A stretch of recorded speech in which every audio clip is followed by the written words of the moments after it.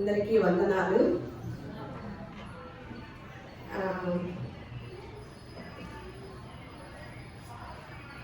ఈ మధ్యకాలంలో బయట ప్రపంచంలో కొన్ని సోషల్ మీడియాలో కొన్ని విషయాలు చూస్తూ ఉంటాం. మనం చూసినప్పుడు బయట ఉన్న లోకంలో ఉన్న సమస్యలు, లోకంలో ఉన్న విషయాల్లో నుంచి అసలు బయటికి రాలేవులే అనుకోండి అందులో నుంచి. ఎందుకంటే ఎవరు చనిపోతున్నారో, ఎవరు ఆత్మహత్య చేసుకుంటున్నారో, ఎవరు ఏ స్థితిలో ఉంటున్నారో, ఎంత చదువుకొని ఉండి ఎంత నడుస్తున్నారో, ఎంత మంచిగా ఉంటున్నారో అనేది, ఎంత జ్ఞానం కలిగి ఉంటున్నారో అనేది తెలియని ప్రపంచంలో ఉంటున్నాం అన్నమాట. కానీ క్రైస్తవులమైన మనము క్రైస్తవ ప్రపంచంలో ఏం జరుగుతుందో తెలుసుకుంటే మాత్రము, ఎందుకంటే మన కుటుంబ సభ్యులైన మనం అందరం కూడా కొన్ని మెలకువలు తెలుసుకొని ఉండాలి.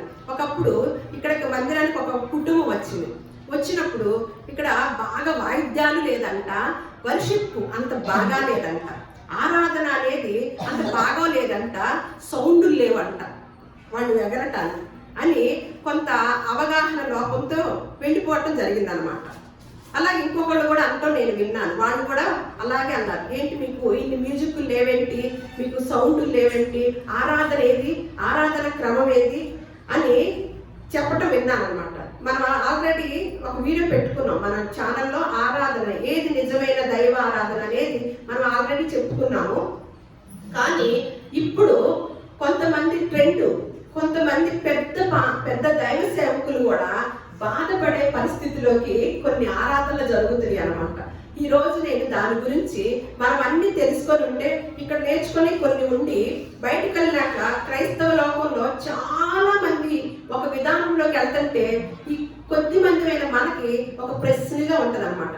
ఏంటి ఇక్కడ మన క్రీస్తు ప్రార్థన మందిరంలో ఒక రకంగా ఉంది, చాలా లక్షల మంది వచ్చే చోటేమన్నా ఒక రకంగా ఉంది కదా, మేము ఇందులో ఉండాలా అందులో ఉండాలా అని మీరు కన్ఫ్యూజ్ అవుతారని. కాబట్టి నేను మీకు మన వారికి అవగాహన కొరకు కొన్ని విషయాలు చూపించాలని, అసలు ఆరాధన అంటే ఏంటో అనేది పెద్ద వారికి కూడా తెలియలేదని నేను చాలా బాధపడుతున్నానండి.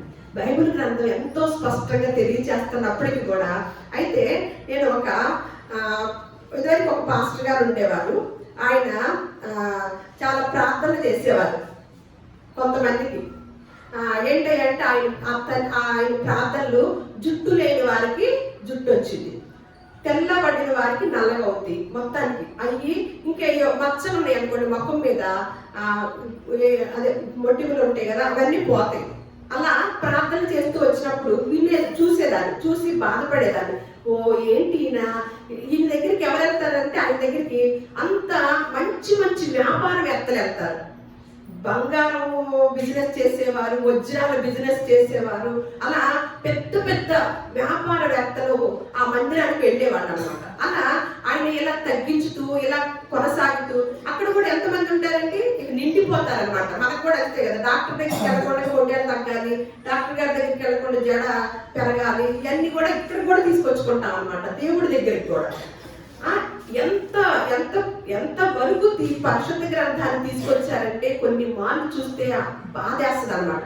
అలా ఆ విధానంలో ఉన్నప్పుడు ఆయన తరములో ఇలా ఉన్నప్పుడు ఆయనలో నుంచి 2 పిల్లలు వచ్చారండి. అంటే నెక్స్ట్ తరం వచ్చారు. ఇప్పుడు ఆ పిల్లలిద్దరూ ఏ ఆరాధన చేస్తున్నారో ఒక్కసారి మీరు చూశాక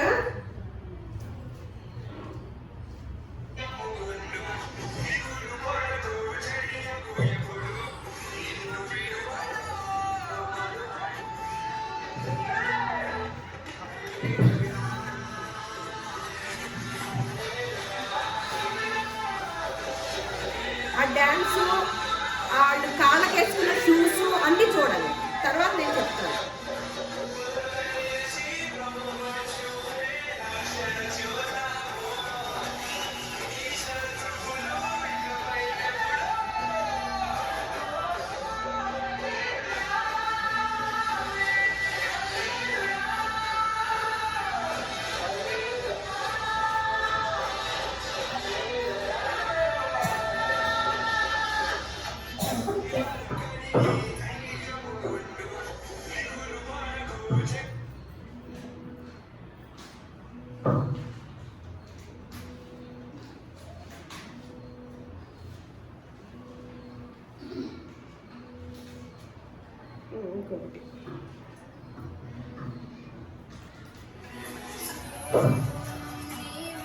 ఆడబ్బాయి అనమాట.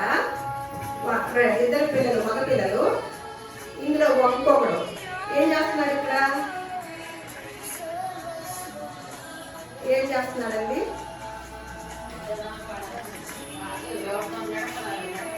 నడుతున్నారు.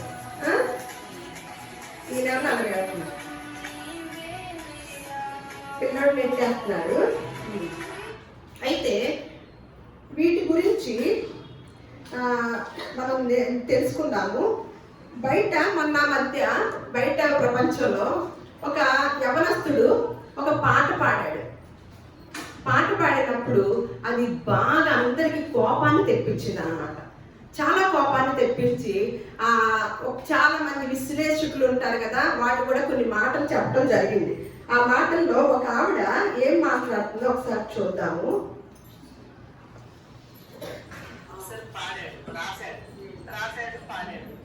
రాసినప్పుడు పాడినప్పుడు తల్లిదండ్రులు చూపించుకున్నాము. పోయే కదా నీకు ఒక ఈ షేర్స్ ఏంటి, ఈ పాట ఏంటి అన్నారు. లేదు, ఆ పాటని సినిమాలో పెట్టారు. సినిమాలో పెట్టి సినిమా తీసేశారు. ఆ సినిమా సెన్సార్ కూడా వచ్చింది. రేపు 6వ తారీఖు రిలీజ్ అవుతుంది. ఇప్పుడు ఆ ప్రీ రిలీజ్ ఈవెంట్ లో భాగంగా చాలా మంది గెస్టులు పిలిచి ఆ ఆడిటోరియం లో ఈ పాటని ఈ పిల్లోడు ప్లే మాకు పాడారు. స్వయంగా పాడారు. ఈ పాడేటప్పుడు ఆ పిల్లోడి బాడీ లాంగ్వేజ్ కావచ్చు, ఆ ఎదురుగా కూర్చుని నవ్వుతున్న వాళ్ళని చూస్తే కడుపులో దేనికంటే అవునా పదాలు ఎంత అసహ్యకరంగా ఉందంటే ఆ మాట అంత అసహ్యకరంగా ఉంది. మామూలుగా కాలం మారింది, ఆరోగ్యం పెరిగిన కొద్దీ బూతుల సంస్కృతి పోవాలి లెక్క ప్రకారం.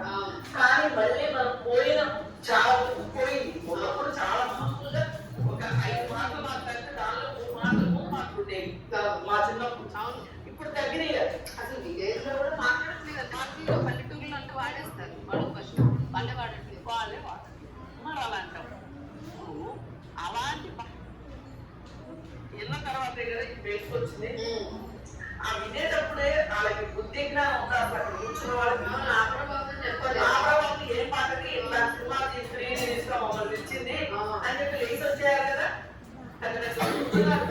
జగన్ చక్రవర్తి లాంటి వాళ్ళు, జయంత్ లాంటి వాళ్ళు, ఇంకెవరెవరు ఉన్నారు ఆ సినిమాలో హీరోయిన్.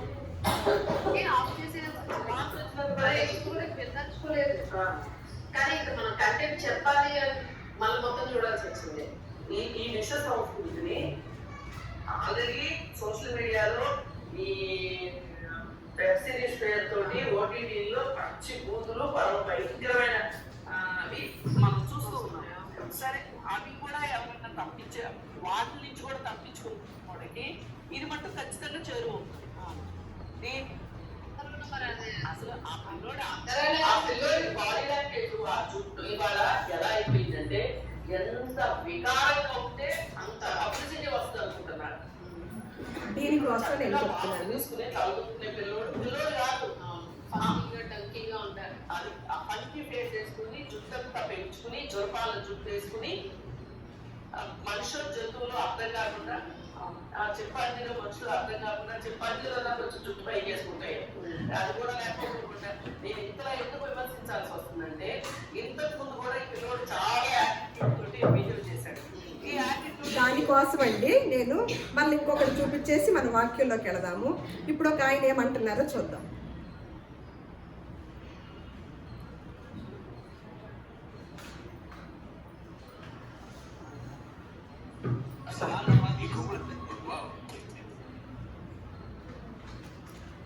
ఇప్పుడు ఒక ఆయన ఏం చెప్తున్నారో చూద్దాము.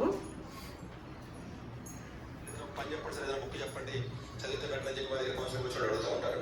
అంటే ప్రతి విద్యార్థి కూడా అంటే వాడి పర్సనాలిటీని కానీ, వాడి కెరియర్ని కానీ, వాడి యాటిట్యూడ్ని కానీ, వాడి బిహేవియర్ని కానీ, వాడి యొక్క లైఫ్ని కానీ చెత్తగా ప్లాన్ చేసుకోవాలంటే ఎన్నో పర్సనాలిటీ డెవలప్మెంట్, ఎన్నో మంచి మంచి వ్యక్తులకు ఆటోబయోగ్రఫీస్ బుక్స్ చాలా మార్కెట్లో ఉన్నాయి.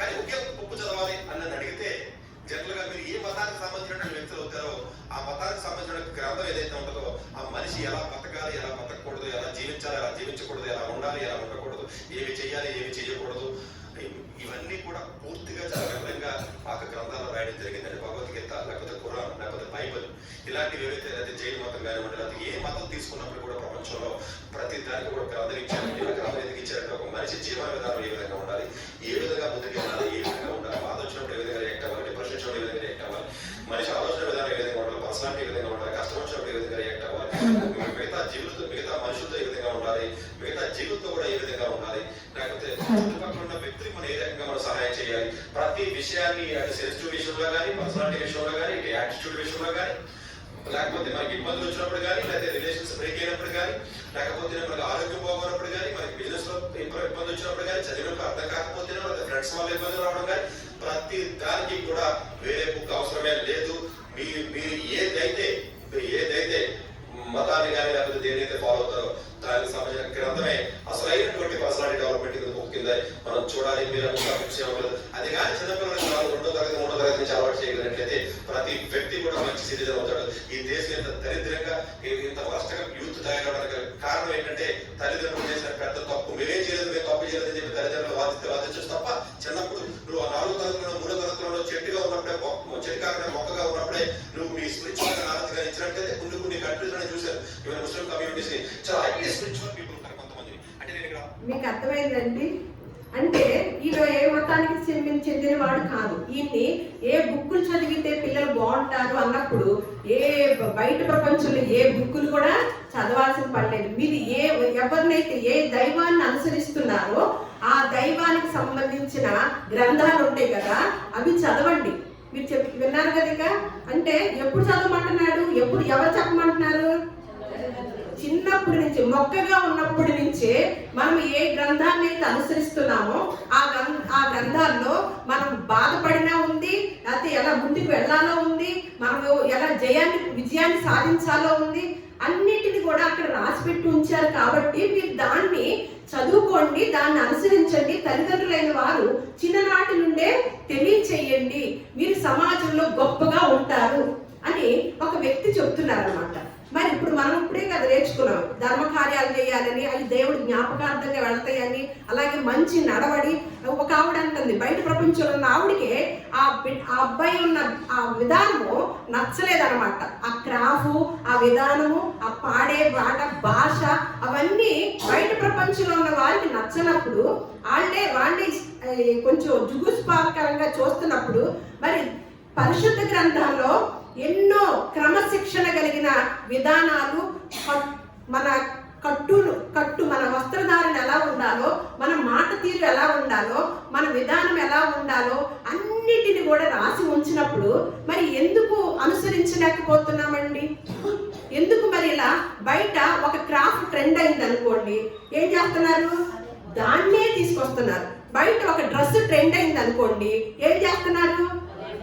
అదే తీసుకొచ్చేస్తున్నారు. అంటే లోకంతో సమానంగా కలిసిపోతున్నాం కదా. ఇందాక పాట చూసాం, అబ్బాయి పాట ఎగరటం, షూస్ వేసుకొని దేవుని పుల్పిట్ మీద నుంచొని ఎగరటం అనేది చూస్తున్నాం అనమాట. అయితే ఒక పెద్దలు ఏం చేశారంటే వాళ్ళని, మీరు ఆ తండ్రిని సంబోధిస్తూ, మీరు పెద్దలుగా ఇప్పటి వరకు బాగా మంచి పెద్ద పేరు తెచ్చుకున్నారు, కానీ మీ పిల్లలిద్దరు కూడా మీరు చేసే ఆరాధన విధానము అస్సలు కరెక్ట్ కాదు. ఆ విధానాన్ని మార్చుకోండి. డాన్సులతోనూ అది క్లబ్బులాగా, పబ్బులాగా, ఆ లైటింగ్స్, ఆ కేకలు, ఏరలు అవన్నీ ఎక్కడ ఉంటాయండి? ఎక్కడ ఉంటాయి? సినిమా థియేటర్లోను, క్లబ్బుల్లోను, పబ్బుల్లోను ఇలా ఉంటాయి కదా అని చాలా మంది మీకు చేతులెత్తి జోడిస్తున్నాము అని చెప్తే ఆ పిల్లాడు ఏమన్నాడో తెలుసండి? ఏంటి మీరెన్ని చెప్పినా దావీదు డాన్స్ చేయలేదా? దావీదు ఆరాధన అలా చేయలేదా? మీరు ఎల్బీ స్టేడియాన్ని యవనస్తులతో నింపండి, మీ వల్ల ఇద్దా? మేము నింపుతున్నాం, మేము గ్యాదర్ చేస్తున్నాం, మేము పిలిస్తే వస్తున్నారు. మీరు ఎల్బీ స్టేడియాన్ని కాదు, ఒక చిన్న స్థలాన్ని నింపలేదు. మీ సత్తా లేదు మీ దగ్గర, మా దగ్గర ఉంది. మీరేమైనా అనుకోండి, ఈ ఆరాధన ఆగదు, ఈ ఆరాధన ఇంకా ఎక్కువ చేస్తాం, మేము ఇంకెక్కువ ఎగురుతాము, రేపు గుడ్ ఫ్రైడే రోజు కూడా ఎగురుతాం, రేపు ఈస్టర్ రోజు కూడా ఎగురుతాం అని చెప్పి. గుడ్ ఫ్రైడే రోజు ఏమని ఎగురుతాడండి? యేసయ్య సిలువేశారు అని ఎగురుతాడా? ఏం మాట్లాడతాను? ఎల్పి స్టేడియం అంటే నింపారంట. అసలు వాక్యములు ఏముందో తెలుసా?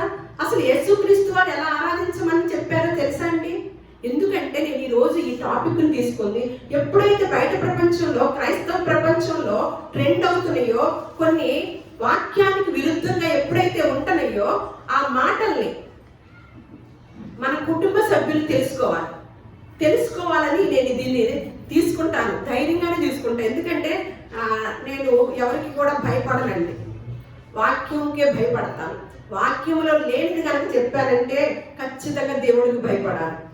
వాక్యంలో లేనిది చెప్పలేదు కాబట్టి వేరే వాళ్ళు నన్ను ఎంత ఇబ్బంది పెట్టినా లేకపోతే ఏమన్నా అన్నా కూడా నేను చెప్పవలసింది, వాళ్ళు అన్నారు కదా మేము చేయవలసిన ఆరాధన. అసత్యానికి అంత పవర్ ఉన్నప్పుడు సత్యానికి ఎంత ఉండాలి? నేను చెప్పవలసిన సత్యాన్ని ఖచ్చితంగా చెప్పి తీరుతాను. సాక్షాత్ యేసుక్రీస్తు వారు ఏమన్నారో ఆరాధన విధానాన్ని ఒకసారి యోహాను సువార్త 4వ అధ్యాయము 19 నుంచి 24 వచనాలు చూద్దాం. యోహాను సువార్త 4వ అధ్యాయము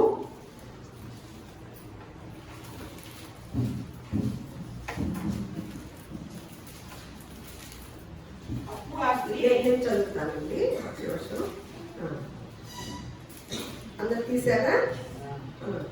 19 అంటే అక్కడ సంఘటన ఉందన్నమాట. కొంచెం అవన్నీ విన్నాక సత్యమే చెప్పారు కాబట్టి యేసుక్రీస్తు వారు అమ్మో ఈయన ఈ తెలియని మనకి మనుషులకు తెలియని కూడా తెలియచేశారు కాబట్టి ఖచ్చితంగా ఈయన ఒక గొప్ప మెస్సయ్యానో ఒక ప్రభువుగాను భావించి అప్పుడు ఏమంటుందంటే, అప్పుడు ఆ స్త్రీ అంట, అయ్యా నీవు ప్రవక్తవని గ్రహించుచున్నాను. మా పితరులు ఈ పర్వతమందు ఆరాధించిరి గాని ఆరాధింపవలసిన స్థలము యెరూషలేములో ఉన్నదని మీరు చెప్పుదురని ఆయనతో అనగా ఏమనుకుందంట? ఒక వాళ్ళ పితరులు ఏమని చెప్పారంట? ఈ పర్వతమందు ఆరాధించారు కానీ ఆరాధించవలసిన స్థలము యెరూషలేము దేవాలయంలో ఉందని మీరు కూడా అదే నాకు చెప్తారు ప్రభువా అని మొదలెట్టింది అనమాట. అప్పుడు యేసుక్రీస్తులు వారు చెప్తున్నారు ఏమనంటే, ఆమెతో అనగా యేసు ఆమెతో ఇట్లని, అమ్మా ఒక కాలము వచ్చుచున్నది, ఆ కాలమందు ఈ పర్వతము మీదైనను యెరూషలేములైనను మీరు తండ్రిని ఆరాధింపరు. నా మాట నమ్మమ్మా అని మీరు మీకు తెలియని దానిని ఆరాధించువారు, మేము మాకు తెలిసిన దానిని ఆరాధించువారము. రక్షణ యూదులలో నుండియే కలుగుచున్నది. అయితే యథార్థముగా ఆరాధించువారు ఆత్మతోనూ సత్యంతోనూ తండ్రిని ఆరాధించు కాలము వచ్చుచున్నది, అది ఇప్పుడును వచ్చే ఉన్నది. తన్ను ఆరాధించువారు ఎవరు? దేవుడు ఏమనుకుంటున్నారంట? తన్ను ఆరాధించువారు అట్టి వారే కావాలనని తండ్రి కోరుచున్నాడు. దేవుడు ఆత్మ గనుక ఆయనను ఆరాధించువారు ఆత్మతోనూ సత్యముతోనూ ఆరాధించాలని అంటున్నారంట. యేసుక్రీస్తు వారు చెప్పిన మాటేనా? మా పూర్వీకులు పర్వతాల మీదను అలా ఆరాధించేవాళ్ళు, నీవైతే ఇలా చెప్తావని అనుకుంటున్నామయ్యా, యెరూషలేము దేవాలయానికి వెళ్ళి ఆరాధించాలి కదా, అలా ఆరాధించనా నేను అని కొత్తగా తెలుసుకుంది కదా అన్నప్పుడు, అమ్మా నా మాట నమ్మమ్మా, ఒక కాలం వస్తుంది ఇలా గుళ్ళకెళ్ళి పర్వతాల మీదకి ఆరాధించితే మనం ఎప్పుడు కూడా దేవుడు గుడిలో ఉన్నాడు అనుకోండి అని వెళ్తున్నాం అనుకోండి, చర్చిలో దేవుడు ఉన్నాడని వెళ్తాం, ఇక్కడికి వస్తాం, ఇక్కడ ఉంటే ఎలా ఉంటాము? చాలా పరిశుద్ధులుగాను చాలా పర్ఫెక్ట్గాను ఉంటాం. ఇక్కడ దేవుడిని వదిలేసాం, బయటికి వెళ్ళాం, మిగతా వారం అంతా ఎలా ఉంటామండి? కానీ దేవుడు ఏం చెప్తున్నాడు? అసలు గుడే మీరు, దేవాలయమే మీరు. నేను చర్చిలో లేనమ్మా, మీ లోపలే ఉన్నాను. మీరు ఎక్కడికి ఏ బజార్ వెళితే ఆ బజారుకి వస్తున్నా, ఏ వీధుల్లోకి వెళితే ఏ మాటల్లోకి వెళితే అక్కడికి వచ్చి నేను వింటున్నాను, చూస్తున్నాను. అసలు మీతోనే గుడిగా ఉంటే మీరేంటి ఇంకొక దేవాలయాన్ని కడుతున్నారు అని స్పష్టంగా తెలియజేసినప్పుడు అది చక్కగా భయముతో కూడిన భక్తి ఏర్పడింది అనమాట. నాలోనే దేవుడు ఉన్నాడా, నాలోనే దేవాలయమా, నాలోనే చర్చ నా దగ్గరే ఉందా బాబోయ్ అని మందిరంలో ఎలాగైతే వచ్చినప్పుడు మనం ఇలా అనుకుంటాము, భయంతోనూ జాగ్రత్తగా కూర్చొని చక్కగా వింటున్నామో, బయట ప్రపంచంలో కూడా అలాగే ఉంటామండి.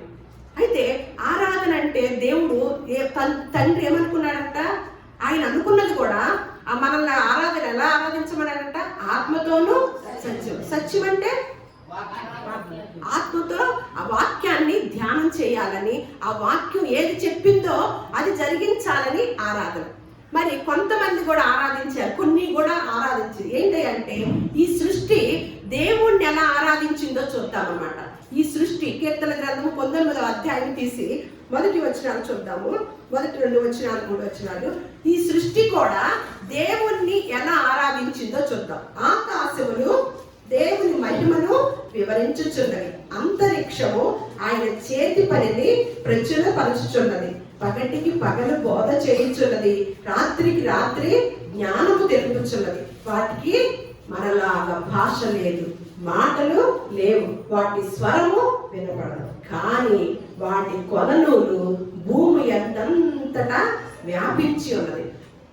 ఇదిగో ఆకాశమా, నక్షత్రాల, నేను మీకు ఒక పని చెప్తున్నాను, ఆ పనికి కట్టుబడి ఉండండి, అదే మీరు నాకు ఇచ్చే గౌరవం అని ప్రకృతికి చెప్పాడు దేవుడు. వెంటనే ఏం చేస్తున్నాయి అంట, మారు మాట్లాడకుండా ఎలా ఆరాధిస్తున్నాయి అంట, తను దేవుడు తండ్రి ఏ పని అయితే తన బిడ్డలకి పంపించాడో, ఆ పని ఏ పని అయితే తన బిడ్డలకి చెయ్యాలనుకున్నాడో అవి చక్కగా నెరవేరుస్తూ ఉన్నాయి. అంటే ఆయన మాటను విని ఆయన మహిమపరుస్తూ ఉన్నాయి అన్నమాట. ఎక్కడన్నా తేడా ఉంటాయి ఆకాశంలో, కానీ దేవుడు తేడా పరిస్తే దేవుడికి కోపం వచ్చి తేడా చేసి చూసామే, కానీ పరిశుద్ధ గ్రంథంలో వాటి యొక్క నియమాన్ని, వాటి కట్టడని ఎక్కడ అవి మీరినట్లుగా మనము ప్రకృతిలో సృష్టిలో ఎక్కడా చూడమండి. మళ్ళా అయితే ఎల్పి స్టేడియం నిండిపోయిందని చెప్పి సవాల్ చేస్తున్నాడండి పెద్ద పాస్టర్కి. ఆ అబ్బాయి మాట్లాడుతున్నాడు అనమాట, మీకు ఆ సత్తా ఉందా, ఎలా నింపగలిగే యవనస్తులందరూ ఎగురుతున్నారనమాట. ఆ అబ్బాయిని ఆ ఎగిరే విధానం చూసి మిగతా వాళ్ళు కూడా చూశారు కదా, డాన్స్ ఎలా వేశాడు. అయితే ఆ మాటకు ఒక మాట, సాక్షాత్తు మళ్ళీ యేసుక్రీస్తు వారు చెప్పిన మాటే. మత్తయి సువార్త 7వ అధ్యాయము 13వ వచనం. ఇరుకు ద్వారమున ప్రవేశించుడి, నాశనమునకు పోవు ద్వారము వెడల్పును, ఆ దారి విశాలమునై ఉన్నది, దాని ద్వారా ప్రవేశించు వారు ఎంతమంది అంట, అనేకులు.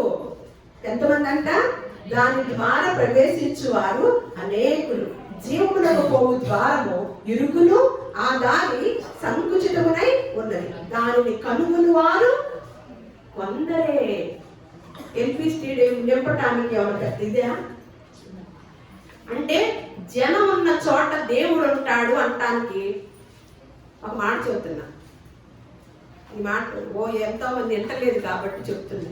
కుంభమేళా ఉంది, ఎంతమంది వస్తారండి అక్కడ సత్యం ఉందా అంటే జనాలు నిండితేనే సత్యం ఉన్నట్ట, దేవుడు ఉన్నట్ట, దేవుని యొక్క విధానమా?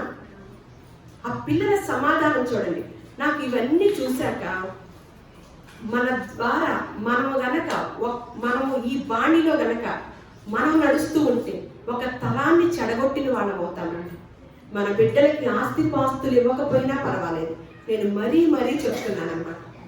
కానీ ఈ దైవాన్ని, ఇచ్చిన దైవాన్ని, ఉన్నది ఉన్నట్టుగా వాక్యాన్ని, ఈ పరిశుద్ధ గ్రంథాన్ని మన చేతుల్లో ఉన్నది కాబట్టి ఈ వాక్యాన్ని ఉన్నది ఉన్నట్టుగా మన బిడ్డలు పాటిస్తున్నారా, ధ్యానం చేస్తున్నారా లేదా అని పరిశీలించండి. దాని విషయంలో మీరు బాధపడండి. అంతేకాని వాడు చదవలేదని, వాడు ఉద్యోగం తెచ్చుకోలేదని, వాడు ఇంకోటి చేయలేదని ఆ విషయాన్ని అది తక్కువగా తీసుకోండి. దీన్ని గనక మనం ఉన్నది ఉన్నట్టుగా గనక అప్పచెప్పకపోతే మనం జీవిస్తూ, నేను ఇందాక చెప్పాను, వాళ్ళ నాన్న ఏం చేశాడు, చుట్టూ పెరగటానికి, మొట్టాలు తగ్గటానికి, ఇంకొక దానికి ప్రార్థనలు. తర్వాత తరం ఏమైంది, కామెంట్లు పెడుతున్నారు, ఏలీ కుమారులు మేము అసలు చూడలేదు, ఇప్పుడు కల్లారా చూస్తున్నామని. ఎటువంటి మాటలు మాట్లాడుతున్నారో చూడండి. బూట్లు వేసుకొని ఎగురుతున్నారు ఇద్దరు అన్నదమ్ములు. చూద్దాం దాన్ని కూడా. నిర్గమాకాండము 3వ అధ్యాయము 5వ వచనం. దేవుడు పొదనడుగు నుండి మోషే మోషే అని అతనిని పిలిచాను. అందుకు అతడు చిత్తము ప్రభువా అనెను. అందుకు ఆయన దగ్గరికి రావద్దు, నీ పాదముల నుండి నీ చెప్పును విడువుము, నీవు నిలిచి ఉన్న స్థలము పరిశుద్ధ ప్రదేశము అని. ఏంటండి, ఏ వాక్యము తెలుసని అనుకుంటున్నారు? మంచిగా చెప్పేవాళ్ళు ఏమైనా నచ్చరు. అక్కడికి ఎప్పుడైతే సత్యాన్ని చెప్పే చోటికి రాకుండా వెళతారో వాళ్ళకి ఏదో కావాలని మీరు అర్థం చేసుకోండి. వాళ్ళకి వాక్యం కావాల్సింది 3 మనల్ని ఆల్తాయి అన్నమాట. శరీరాశ, నేత్రాశ, జీవపురాశ. ఈ 3 కావాలనుకుంటే వాక్యము మంచిగా చెప్పే చోట నుండి పక్కకి వెళ్ళిపోతాం. లేదు, మాకు వాక్యమే కావాలంటే ఎక్కడ ఉందో వెతికి నాగరత్నం గారు లంకపల్లి నుంచి వస్తారండి. ఎంత ఆసక్తిగా వస్తారు. అక్కడెక్కడ మందిరాలు లేవా? ఆవిడకి ఎప్పుడైతే ఈ వాక్యం తెలుసుకున్నారో, ఎప్పుడైతే అప్పుడు ఒక రకమైన మంచి విధానం కలిగిందనమాట. కష్టమైనా సరే ఉదయాన్నే పొద్దున్నే బయలుదేరాలి, ఆ ఊరిలో బస్సు ఎక్కాలి. అప్పుడు ఆరాధన టయానికి వస్తారు. ఎందుకు వస్తున్నారు? ఆవిడకి వాక్యం కావాలి. ఆవిడకి అంత పెద్ద ధనవంతురాలు కాదు, సరిగ్గా విధానమే లేదు, సొంత ఇల్లు కూడా లేదు. ఎప్పుడు డబ్బుల గురించి కానీ ఇంకొక దాని గురించి కానీ ఆర్థిక ఇబ్బందుల గురించి అనారోగ్య పరిస్థితుల గురించి ఎప్పుడు ప్రార్థన చేయించుకోరు. ఎప్పుడు ఇంకా ఆవిడకి నేర్చుకోవాలి, రావాలి, ఇదే ఆవిడ మనసు. అలా ఎంతమంది ఉన్నారు చెప్పండి? మీ అందరూ అలా వచ్చిన వాళ్ళే కదా. బయట ఒక దేవాలయంలోకి వెళ్ళాలంటే డ్రెస్ కోడ్ ఉంటుంది. నాకు అదేనండి బాగా రోషం వస్తుందండి, బాధేస్తుంది. ఇందాక అంటున్నాడు కదా, ఏమని? జీవమునకు పోవు ద్వారము ఇరుకును. ఏంటంట? ఎక్కడికి? జీవానికి పోయే ద్వారము ఇరుకును, ఇంకా ఆ దారి సంకుచితమై ఉన్నది, దాన్ని కనుగొని వారు కొందరు. కొన్ని దేవాలయాల్లోకి వెళ్ళాలంటే పిచ్చి డ్రెస్సులు కూడా వేసుకోరాదు. తెలుసా అండి మీకు? చెప్పులు ఎక్కడ ఇప్పాలో కూడా మనకు అడ్రస్ కూడా తెలియదు, అంత దూరాన్ని ఇప్పుతాం. ఆరాధన తెలుసా? ఎవరికి తెలుసు? మీ నాన్నకి తెలుసా? మీ నాన్నకే తెలియదు. మీకెలా తెలుస్తుంది? కానీ మా తర్వాత తరం చెడిపోకూడదని మా కుటుంబస్తులకి పాఠం నేర్చుకుంటున్నాం మేము. జీవము కలిగిన దేవుడి దగ్గరికి వచ్చేటప్పుడు ఎలా రావాలి? మనకు చెప్పకుండా ఉందా? ఆ మాట తెలియజేశాడు కదా, పాత నిబంధనలోనే తెలియజేశాడు కదా. చూడండి, మరి దావీదు డ్యాన్స్ అంటున్నాడు కదా. మీరు దినవృత్తాంతంలో, మొదటి దినవృత్తాంతంలో 13వ అధ్యాయం కనుక చదివితే దావీదు గారు ఎందుకు వచ్చాడో, ఎందుకు డ్యాన్స్ వేశాడో, ఎన్ని మార్లు వేశాడో అసలు ఏమన్నా అర్థమవుందండి? దావీదు వేసింది ఒక్కసారే డ్యాన్స్. అది కూడా ఏంటంటే మందసము 3 నెలల పాటు వేరే చోట ఉంది. ఆ మందసము తన దగ్గరికి వస్తుందనే సంతోషముతో గంతులు వేసినప్పుడు తన భార్య నవ్వింది. అదిగో మీరందరూ ఎగతాళి చేస్తున్నారు, మేఘాలను ఎలా శపించారు, మీకు కూడా శాపం. అసలు మేఘాలు ఎందుకు నవ్విందో అర్థమైందా? లేఖనాలు. దావీదు ఎందుకు డ్యాన్స్ వేశాడో, ఏమి కట్టుకొని వేశాడో, ఏమి తగ్గించుకొని వేశాడో.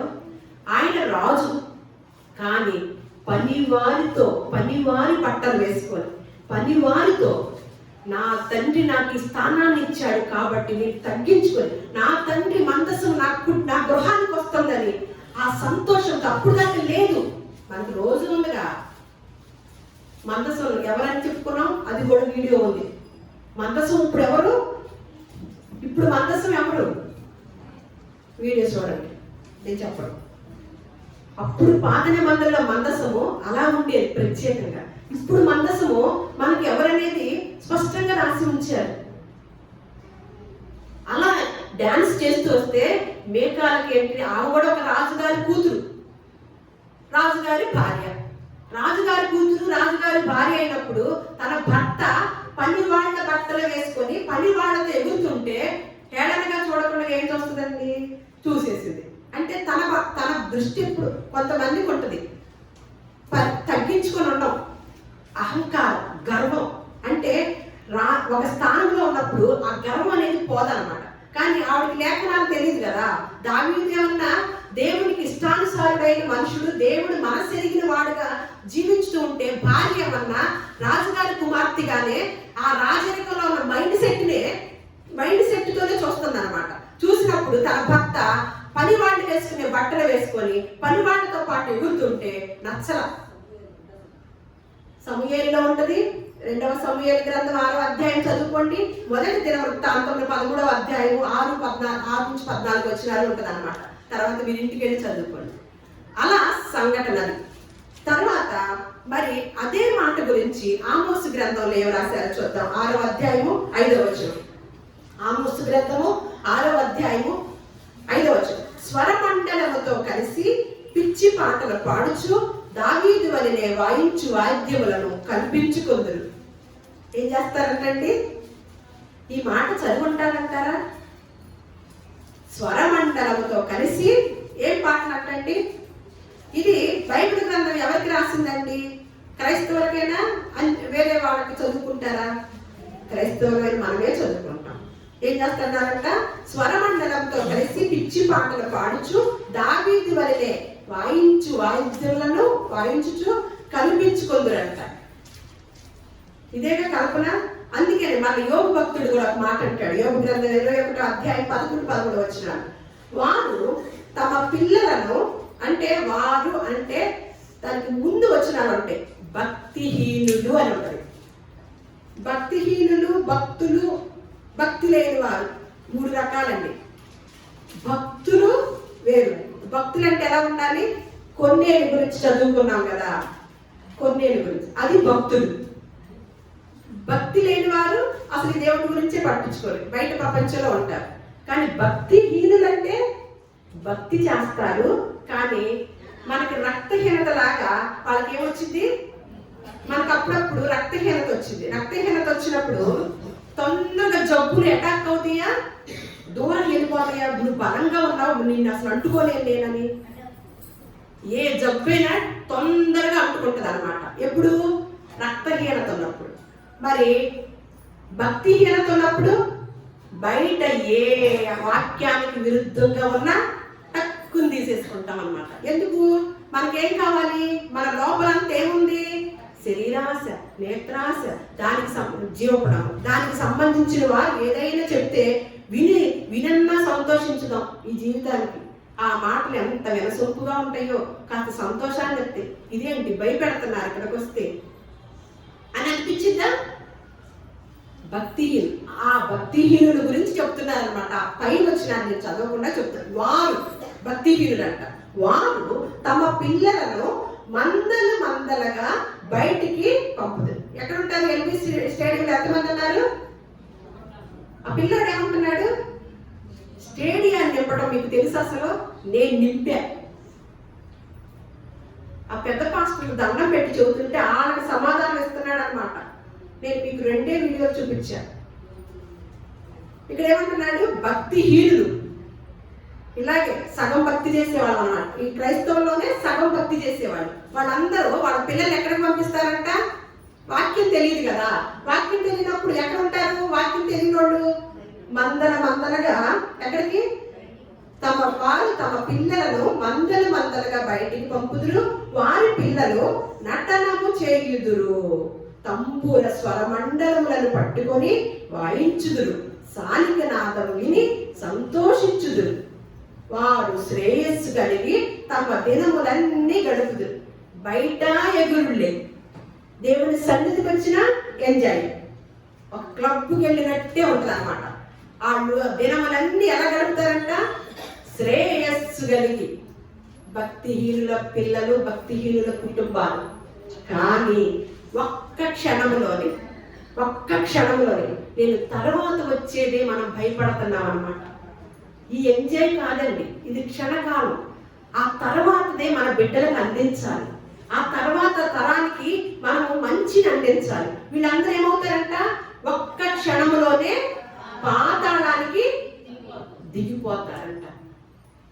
ఎంతమంది దిగుతున్నారు పాతాళానికి? మందలుగా. అందుకనే డ్యాన్సుల ద్వారా యవనస్తులు తమ నడకని సరి చేసుకోలేరండి. కీర్తనలో 119:9 యవనస్తులు దేని చేత, దానికి 4 వచనాల తర్వాత మీరు ఇంటికి వెళ్ళి చదువుకోండి, ఇంకా బాగుంటాయి. నేను ఏదో 2 వచనాలే చెప్తున్నాను. యవనస్తులు దేని చేత తమ నడత శుద్ధిపరచుకొందురు అని ప్రశ్న. నీ వాక్యమును బట్టి దానిని జాగ్రత్తగా చూచుకొనుట చేతనే కదా. యవనస్తులు సరి చేసుకోవటానికి దేనికి అంటండి, ఏం కుదిరింది? దేనికైతే కుదిరింది? నీ వాక్యమును ఎలా ఎడాపెడానా ఇటు వినేసి అటు జాగ్రత్తగా చూచుకొనుట చేతనే కదా. అప్పుడేమైంది?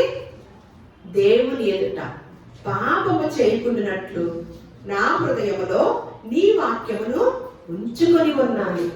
జాగ్రత్తగా చూసుకున్నప్పుడు, బయట ప్రపంచంలోకి వెళ్ళినప్పుడు వాక్యం ఎక్కడ ఉంటది? యవనస్తులు బయట ప్రపంచంలో పంపించినప్పుడు వాక్యం ఎక్కడ ఉంటది? హృదయంలో ఉంటది. ఒక మంచి నిపుణులు ఏమని చెప్తున్నారు?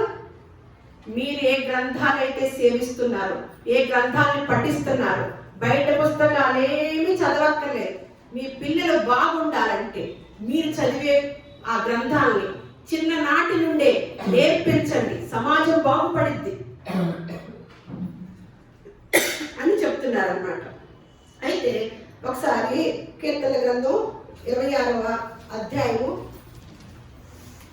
4-8 వచనాలు చూద్దాం. కీర్తనలు 26 ఇక్కడ చూద్దాం. పనికి మారిన వారితో నేను సాంగత్యము చేయను, వేషధారులతో పొందు చేయను, దుష్టుల సంఘము నాకు అసహ్యము, భక్తిహీనులతో సాంగత్యము చేయను, నిర్దోషులని నా చేతులు కడుగుకొందును.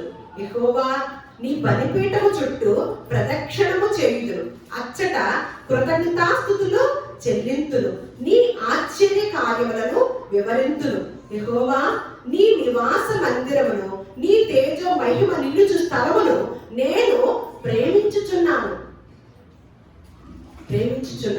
అని రోమపత్రికలో ఒక మాట ఉంటుందండి.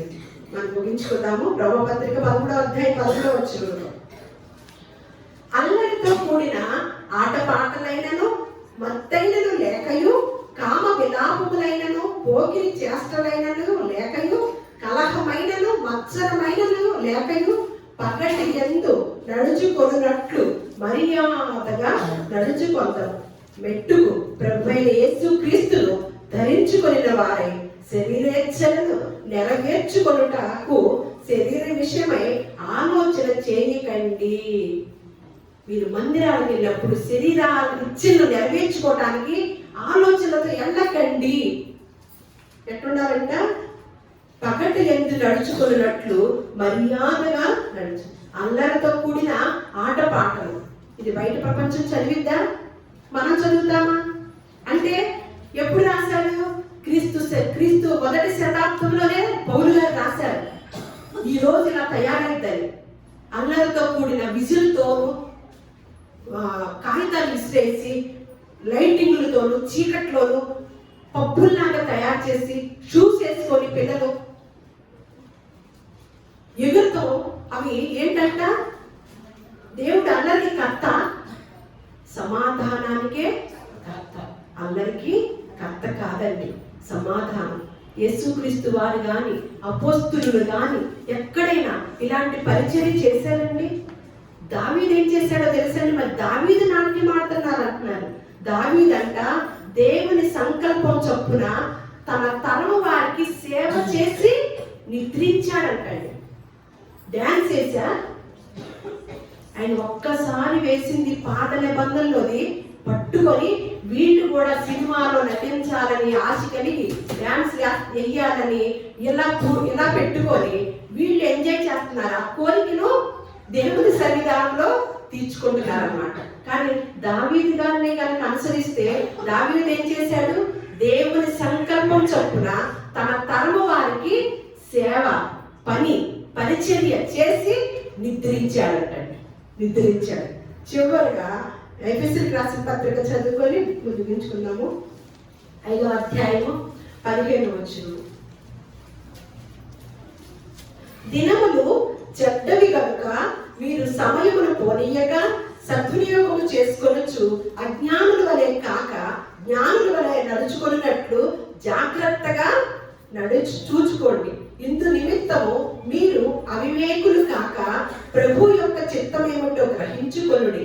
మరియు మద్యముతో మత్తులై ఉండకుడి, దానిలో దుర్వ్యాపారము కలదు. అయితే ఆత్మపూర్ణులై ఉండుడి, ఒకరినొకడు కీర్తనలతోనూ సంగీతములతోనూ ఆత్మ సంబంధమైన పాటలతోనూ హెచ్చరించుచు మీ హృదయములలో ప్రభువును గురించి పాడుచు. అంటే పాటల ద్వారా కూడా ఏం కలగాలి? మనకి హెచ్చరికలు కలగాలి. పాటల ద్వారా కూడా హెచ్చరికలు కలగాలన్నమాట. కొలసీలకు రాసిన పత్రిక 3:16 చూద్దాం. కొలసీ 3:16. మరియు సంగీతములతోనూ కీర్తనలతోనూ ఆత్మ సంబంధమైన పద్యములతోనూ ఒకరికొకడు బోధించుచు బుద్ధి చెప్పుచు కృపా సహితముగా మీ హృదయములలో దేవుని గురించి గానము చేయించు సమస్త విధములైన జ్ఞానముతో క్రీస్తు వాక్యము మీలో సమృద్ధిగా నివసింపనీయుడి. ఎన్ని చేసినా ఏమి నిలవాలి మనలో? వాక్యము సమృద్ధిగా వాక్యము నిలవాలి లోపల. ఏ పాట పాడినా ఏది చేసినా దేవుని వాక్యాన్ని హృదయంలో ఉంచుకొని ఒకరినొకరు హెచ్చరించుకుంటూ పురికొల్పుకుంటూ దేవుడు రాకడ అతి దగ్గరలో ఉంది. సమయాన్ని పోనివ్వకుండా సద్వినియోగం చేసుకునే జ్ఞానుల్లాగా అజ్ఞానంలో కాకుండా మనం ఉంటూ మన తర్వాత తరాన్ని ఈ విధానంలో నడిపించే వారుగా ఉండాలని నేను బాగా ఆశ కలిగి ఉన్నాను. ఎక్కడ తప్పిపోయినా నిత్యరాజ్యానికి వెళ్ళరండి. మన ఈ బిడ్డలకి ఈ లోకంలో ఆస్తిపాస్తులు లేకపోయినప్పటికీ, లగ్జరీ లైఫ్ లేకపోయినప్పటికీ, ఈ దేవుణ్ణి కలిగి లేకపోతే కనుక మన బిడ్డలు నిజంగా మన బిడ్డల కనుక మనం ప్రేమిస్తే ఆ నిత్యరాజ్యాన్ని బిడ్డలకు అందించే వారముగా దేవుడు మనందరినీ కూడా ఆ విధముగా ఆశీర్వదించును గాక. దేవుడు మిమ్మల్ని అందరినీ కూడా దీవించును గాక.